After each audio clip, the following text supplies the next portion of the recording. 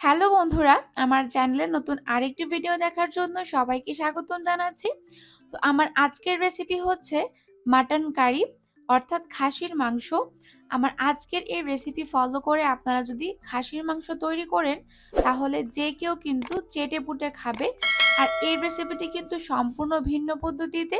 খাসির মাংস কিন্তু আমরা সবাই কম বেশি রান্না করতে পারি, তবে আজকের এই রেসিপিটি কিন্তু একটু ভিন্ন পদ্ধতিতে। তো আপনারা পুরো ভিডিওটা দেখলেই কিন্তু বুঝতে পারবেন। আর এই রেসিপিটি কিন্তু আপনারা যে কোনো স্পেশাল দিনে প্রিয়জনকে রান্না করে খাওয়াতে পারবেন, সবাই কিন্তু খুব খুশি হবে। তো আশা করছি আমার আজকের রেসিপি আপনাদের ভালো লাগবে। তো চলুন শুরু করা যাক। রেসিপি তৈরি করার জন্য প্রথমে আমি নিয়ে নিয়েছি খাসির মাংস। এখন আমি মাংসের মধ্যে প্রয়োজনীয় মশলা দিয়ে দিচ্ছি। প্রথমে দিয়ে দিচ্ছি পেঁয়াজ, আদা, রসুন পেস্ট, তিনটা একসাথে পেস্ট করে নিয়েছি। দিয়ে দিচ্ছি আমি 2 থেকে 3টা তেজপাতা। সেই সাথে দিয়ে দিচ্ছি আমি জিরের গুঁড়ো 1 টেবিল চামচ। তো জিরের গুঁড়ো দেওয়া হয়ে গেলে এবার আমি দিয়ে দিব শুকনো মরিচের গুঁড়া। ঝালটা একটু বাড়িয়ে দেওয়ার চেষ্টা করবেন, এতে করে কিন্তু খেতে বেশ ভালো লাগবে এবং কালারটাও সুন্দর আসবে। আমি এখানে 2 টেবিল স্পুন দিয়েছি শুকনো মরিচের গুঁড়া। এখন দিয়ে দিচ্ছি আমি ধনিয়ার গুঁড়া। এখানে আমি 2 টেবিল স্পুন ধনিয়ার গুঁড়া ব্যবহার করেছি। এক্ষেত্রে গুরুত্বপূর্ণ টিপস হচ্ছে আপনারা সবসময় জিরার গুঁড়ার থেকে ধনিয়ার গুঁড়াটা একটু বেশি দেওয়ার চেষ্টা করবেন। দিয়ে দিচ্ছি হলুদের গুঁড়া 1 টেবিল স্পুন।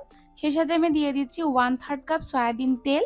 তো তেলটা দিয়ে এবার আমি মাংসটাকে খুব ভালোভাবে মেখে নিচ্ছি।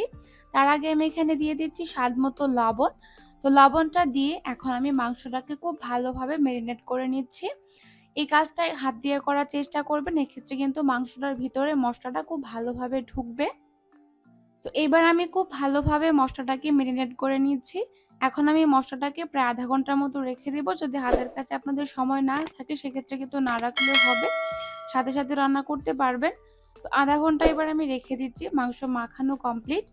আধা ঘন্টা পরে এবার আবার ফিরে এসেছি। চুলায় একটি কড়াই বসিয়ে দিয়েছি এবং কড়াইটা গরম হয়ে গেলে তার মধ্যে আমি আবারও 2 টেবিল স্পুনের মতো সয়াবিন তেল দিয়ে দিয়েছি। এক্ষেত্রে তেলটা কম দিলেও হবে, যেহেতু আগে তেল দেওয়া হয়ে গেছে। তো তেল গরম হয়ে গেলে এর মধ্যে আমি ফোড়নের জন্য দিয়ে দিচ্ছি শুকনো মরিচ, এখানে 4টা দিয়েছি। দিয়ে দিচ্ছি আমি তেজপাতা, এখানে আস্ত 2টা তেজপাতা আমি টুকরো করে দিয়েছি। এগুলোকে এখন হালকা বাদামি করে ভেজে নিতে হবে। খুব সুন্দর একটা ফ্লেভার কিন্তু মাংসের মধ্যে থাকবে এই ফোড়নের জন্য। এবার দিয়ে দিচ্ছি আমি পাঁচফোড়ন, এখানে 1 টিস্পুন পাঁচফোড়ন দিয়েছি। এই পাঁচফোড়নের ফলে কিন্তু মাংসের মধ্যে আলাদা একটা ফ্লেভার এবং টেস্ট আসবে। তো এই সবগুলো উপকরণ ভাজা হয়ে গেছে।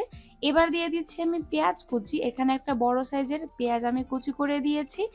এখন পেঁয়াজটাকে আমি হালকা বাদামি কালার করে ভেজে নিচ্ছি। বাটা মসলা যেটা দিয়েছি সেখানেও কিন্তু একটা পেঁয়াজ আমি পেস্ট করে নিয়েছিলাম, ওইখানে একটা মিডিয়াম সাইজের পেঁয়াজ পেস্ট করে নিয়েছিলাম। তো পেঁয়াজটা ব্রাউন কালার করে ভেজে নেওয়া হয়ে গেছে। এখন আমি এর মধ্যে ম্যারিনেট করা মাংসটাকে দিয়ে দিচ্ছি। এবার ম্যারিনেট করা মাংসটা দিয়ে দিচ্ছি। চুলার আঁচটাকে এই পর্যায়ে মিডিয়ামে রাখতে হবে, তা না হলে কিন্তু পুড়ে যাবে। তো মাংসটা দেওয়া হয়ে গেছে এবং যে পাত্রে মাংসটাকে ম্যারিনেট করে রেখেছিলাম ওই পাত্রটাতে আমি সামান্য একটু পানি দিয়ে পাত্রটা ধুয়ে মাংসের মধ্যে দিয়ে দিয়েছি। এক্ষেত্রে কিন্তু পাত্রের মধ্যে যে মশলা লেগেছিল ওইটাও কিন্তু এর মধ্যে মিশে গেছে। তো এবার আমি পানিটার সাথে খুব ভালোভাবে মাংসটাকে মিশিয়ে নিচ্ছি। তো মিশিয়ে নেওয়া হয়ে গেছে। এবার মাংসটাকে কষিয়ে নিতে হবে চুলার আঁচটাকে মিডিয়ামে রেখে। তো আপনারা এই ক্ষেত্রে কিন্তু 7 থেকে 8 মিনিট মাংসটাকে কষিয়ে নিতে হবে। একটু সময় নিয়ে কষাতে হবে, সেক্ষেত্রে কিন্তু খুব ভালো একটা টেস্ট আসবে। এখন আমি ঢেকে দিয়ে 8 থেকে 10 মিনিট মাংসটাকে কষিয়ে নিচ্ছি। 8 থেকে 10 মিনিট পর ঢাকনা তুলে নিচ্ছি। এর মধ্যে কিন্তু আপনারা নাড়িয়ে দিতে হবে, তা না হলে কিন্তু নিচের দিকে পুড়ে যাবে। তো মাংসটা কিন্তু কষিয়ে নেওয়া হয়ে গেছে, তেলটা কিন্তু পুরোপুরি উপরে উঠে এসেছে। তো মাংসটা কষানো হয়ে গেলে এর মধ্যে আমি ঝোলের জন্য পরিমাণ মতো পানি দিয়ে দিচ্ছি। এইবার পানিটাকে খুব ভালোভাবে মাংসের সাথে মিক্স করে নিতে হবে। মিক্স করে নেওয়া হয়ে গেছে। এইবার আমি ঢেকে দিয়ে 7 থেকে 8 মিনিট মাংসটাকে রান্না করে নিচ্ছি। এই পর্যায়ে চুলার আঁচটাকে হাই হিটে রেখে কিন্তু রান্নাটা করতে হবে। কষানোর মধ্যে কিন্তু মাংসটা 50% এর মতো সেদ্ধ হয়ে গেছে। তো এবার আমি ঢাকনাটা তুলে নিচ্ছি। দেখুন ঝোলটাতে কিন্তু বলক চলে এসেছে। এই পর্যায়ে আমি এখানে পেঁয়াজ এবং রসুন দিয়ে দিচ্ছি। এখানে আস্ত পেঁয়াজ এবং আস্ত রসুন, পেঁয়াজগুলো যেহেতু বড় সাইজের ছিল সেজন্য ভেঙে গেছে। আপনারা চেষ্টা করবেন দেশি যে ছোট পেঁয়াজটা পাওয়া যায় একবারে ছোট, ওইটা দিতে চেষ্টা করবেন, এতে করে কিন্তু পেঁয়াজটা আস্ত আস্ত থাকবে। আমি এখানে বড় সাইজের 7 থেকে 8টা রসুন আর 4 থেকে 5টা পেঁয়াজ বড় বড় দিয়েছি। আর এই পেঁয়াজ এবং রসুনটাকে কিন্তু আলাদা তেলে ভেজে উঠিয়ে রাখতে হবে। তো এবার আবারও আমি ঢেকে দিয়ে মাংসটা সেদ্ধ হয়ে আসা পর্যন্ত অপেক্ষা করছি। তো মাংসটা সেদ্ধ হয়ে গেছে, দেখতেই পাচ্ছেন ঝোলটা কিন্তু একেবারেই মাংসের গায়ে গায়ে আছে এবং মাংসটাও সেদ্ধ হয়ে গেছে। এই পর্যায়ে আমি এর মধ্যে দিয়ে দিচ্ছি গরম মশলা বাটা, এখানে দারচিনি এবং এলাচ আছে।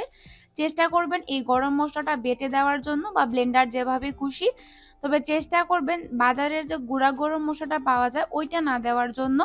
তো রান্নাটা কমপ্লিট হয়ে গেছে। এই সেম পদ্ধতিতে আপনারা এই মাংসটা রান্না করে দেখবেন কোনো রকম গন্ধ থাকবে না এবং খুবই মজার হবে রেসিপিটা। তো রান্না করা কমপ্লিট হয়ে গেছে, এবার আমি আপনাদেরকে পরিবেশন করে দেখাচ্ছি। তো আশা করছি আমার আজকের রেসিপি আপনাদের ভালো লেগেছে। ভালো লাগলে অবশ্যই বাড়িতে তৈরি করবেন এবং কেমন হয়েছে আমাকে কমেন্ট করে জানাবেন। আর যারা আমার চ্যানেলটি এখনো সাবস্ক্রাইব করেননি দয়া করে আমার চ্যানেলটি সাবস্ক্রাইব করে রাখবেন। ধন্যবাদ।